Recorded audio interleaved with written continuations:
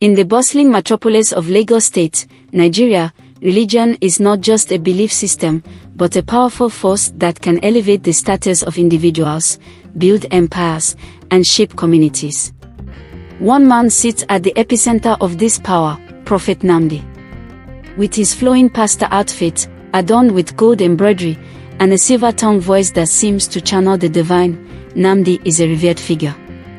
His sermons draw thousands, his miracles bring tears, and his healing touch is said to be blessed by God himself. But behind the veil of spirituality lies a web of deception. Nnamdi's wealth is built on the desperation of the poor. He promises salvation, healing, and prosperity, but only to those who can afford to sow their seed of faith. His followers come in droves, giving their last naira to a man they believe is their bridge to God. However, Nnamdi's empire is not just about faith. It's a business. His miracles are staged, his prayers rehearsed, and his prophecies carefully crafted to manipulate the vulnerable. His sermons preach humility and sacrifice, but Nnamdi lives a life of unimaginable luxury, private jets, sprawling mansions, and alliances with Nigeria's political elite. Sarah, a young, fearless journalist, is driven by a passion for justice and truth. She is known for exposing corruption and unethical practices, but this time, she faces her biggest challenge yet. After receiving a tip from her childhood friend, Lekan, whose family has been financially destroyed by Nnamdi's demands for faith offerings, Sarah is determined to uncover the truth. Lekan's mother, once a successful businesswoman, lost everything after giving their life savings to Nnamdi's church. In return, they were promised divine blessings that never came. When Lekan's mother fell ill, Nnamdi refused to help, claiming it was God's will. Outraged by the exploitation, Sarah dives deep into Nnamdi's ministry, and what she uncovers is shocking. From fake healings to money laundering, Nnamdi's church operates more like a corporation than a house of worship. But Sarah is not the only one interested in keeping the truth hidden. Nnamdi's reach extends far and wide. He has powerful friends in high places, politicians, business tycoons, and law enforcement officers who benefit from his influence. As Sarah digs deeper, she starts receiving anonymous threats, her sources mysteriously disappear, and she realizes that exposing Nnamdi might come at the cost of her life. However, Sarah is determined.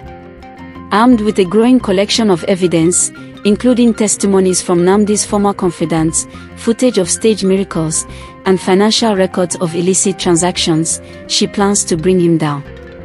But Nnamdi, always one step ahead, unleashes a vicious smear campaign against her. He paints Sarah as a tool of the devil, accusing her of trying to destroy the church and leading his followers astray. As tensions rise, Sarah must navigate not only Nnamdi's ruthless tactics but also the weight of public opinion. The congregation, blinded by their devotion, refuses to believe anything against their prophet. They defend Nnamdi vehemently, calling Sarah a heretic and agent of evil. But there are others, those who have been hurt, deceived, and abandoned, who quietly start to rally behind her. With each passing day, Sarah edges closer to a confrontation that will shake the foundations of Nnamdi's empire. The climax arrives when Sarah releases an explosive expose detailing Nnamdi's decades of fraud. The revelations send shockwaves through the nation, leading to mass protests outside his church, demanding justice. The once unquestionable prophet is now a man under siege. As the walls close in, Nnamdi's facade of piety begins to crack. He makes one last desperate attempt to flee the country with his wealth, but Sarah, with the help of a few insiders, intercepts him. In the end, Nnamdi is arrested, his church crumbles, and his followers are left to grapple with the realization that the man they trusted was nothing more than a conman. Sarah's bravery brings justice to the victims of Nnamdi's deception, but the emotional toll on the community is immense.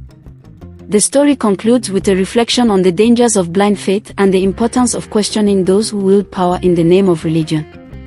For more stories like, comment, share, and subscribe to the African Tales by Praise channel.